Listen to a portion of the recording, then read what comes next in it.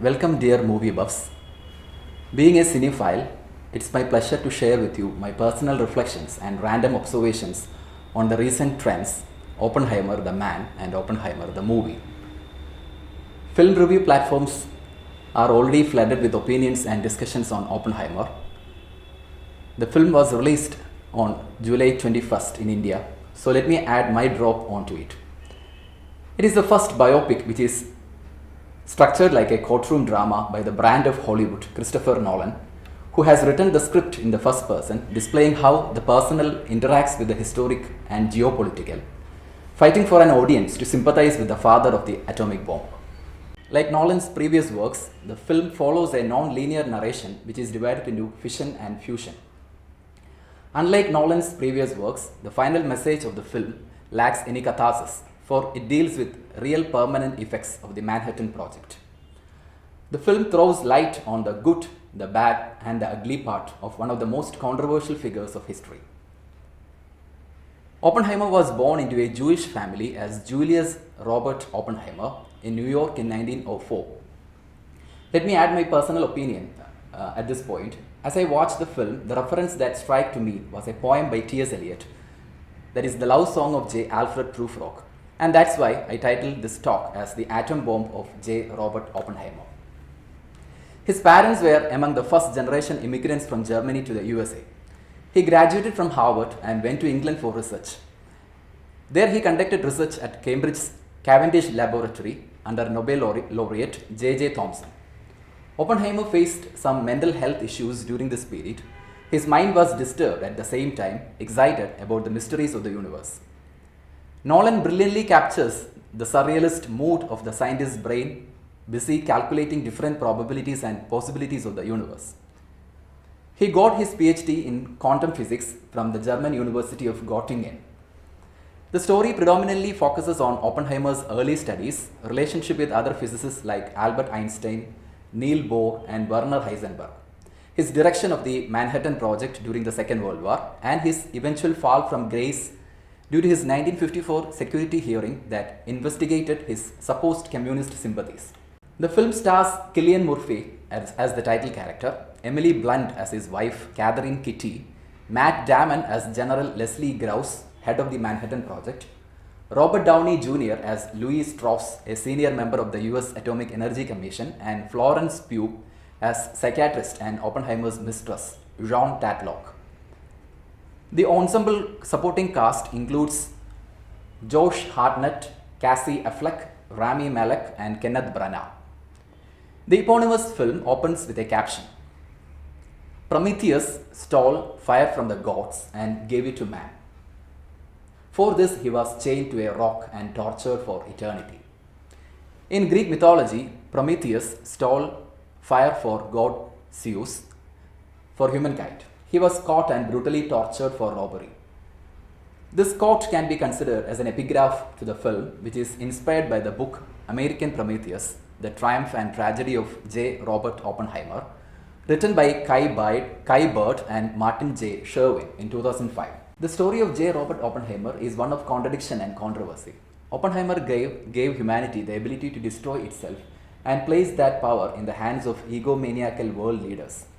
Some call him a hero and some others call him a villain. Like many infamous literary characters, he too had to carry that double identity or that double role of being a protagonist and an antagonist. You know, Mary Shelley's Gothic novel Frankenstein is subtitled The Modern Prometheus. In one sense, we can call Oppenheimer the modern Frankenstein. At one time, he was a monomaniac who was fixated with the destructive creation of the deadly bomb, a genocidal weapon, but later one can see he was having Frankenstein complex when he was haunted by his own invention. He can also be called the modern Galileo, who had undergone inquisitions in 1633. Let's look at a dialogue between Harry Truman, the US president, and Oppenheimer when the latter was being invited to the White House at the end of the Second World War. Here, Oppenheimer behaves like the insane Lady Macbeth, who is mentally disturbed after prompting her husband to commit an atrocious crime. Here, Oppenheimer is complaining about the guilt he feels for developing the atomic bomb, and the dialogue between these two goes like this. J. Robert Oppenheimer: Mr. President, I believe there is blood on my hands. Harry Truman, you think anyone in Hiroshima or Nagasaki gives a shit who built the bomb? You didn't drop the bomb, I did. Hiroshima isn't about you.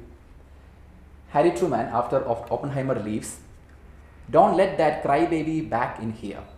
So this is the transformation of Oppenheimer. He is transformed from a hero to a crybaby scientist, as Truman called him. OP, as he was fondly addressed among his circle, was a polyglot and an avid reader of Dante, John Donne, Charles Baudelaire, Marcel Proust, T.S. Eliot, and was greatly influenced by the Bhagavad Gita, translated by Arthur W. Ryder, which adorned his bookshelf.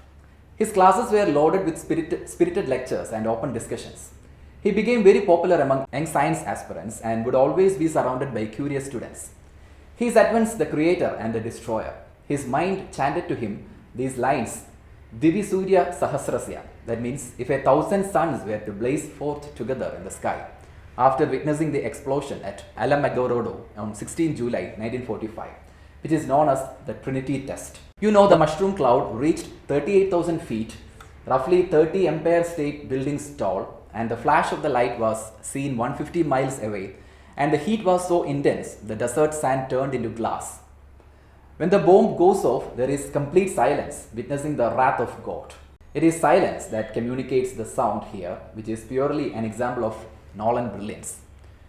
In 1962, Manhattan Project leader General Leslie Grouse wrote to Oppenheimer to ask about the origins of the name Trinity.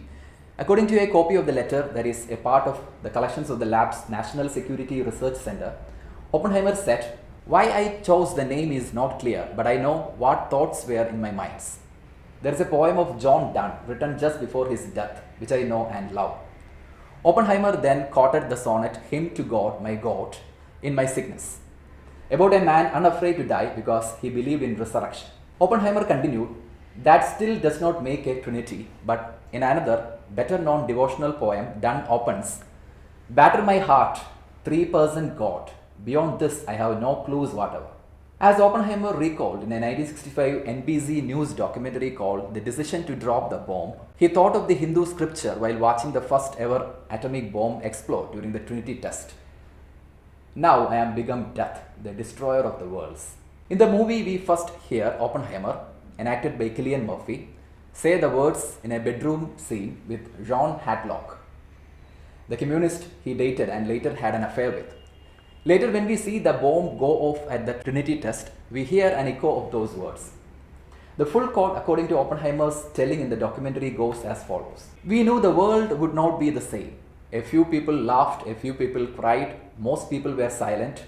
I remembered the line from the Hindu scripture, the Bhagavad Gita.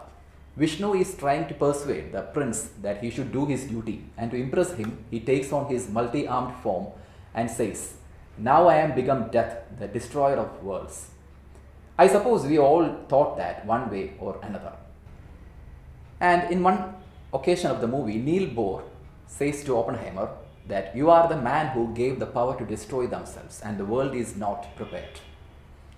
Albert Einstein, one of the mentors of Oppenheimer, also says to Oppenheimer that this is not mine, it's yours. Now, simmering in the background is Oppenheimer's personal life, which is divided between two women, among several he may have carried on relationships with.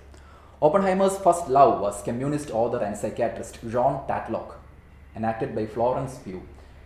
She tries to recruit Oppenheimer to communism, but finding him non-committal to the cause, she settles for a tumultuous affair with Oppenheimer that unfortunately collides with Oppenheimer's relationship with a woman who would become his wife and mother of his children, Kitty Oppenheimer, played by Emily Blunt. Here, one of the dialogues from the film between Kitty and Oppenheimer. Kitty Oppenheimer says, "Can you explain quantum mechanics to me?" And J. Robert Oppenheimer says, "Well, this glass, this drink, this countertop, our bodies, all of it, it's mostly empty space, groupings of tiny energy waves bound together." Kitty Oppenheimer, "What?" J. Robert Oppenheimer says, "Forces of attraction strong enough to convince us that." And he continues, "Matter is solid to stop my body passing through yours." And he gently places his palm against hers. Now, coming to the performance of this film, especially the lead actors, Cillian Murphy's performance is staggering. It is a remarkable effort.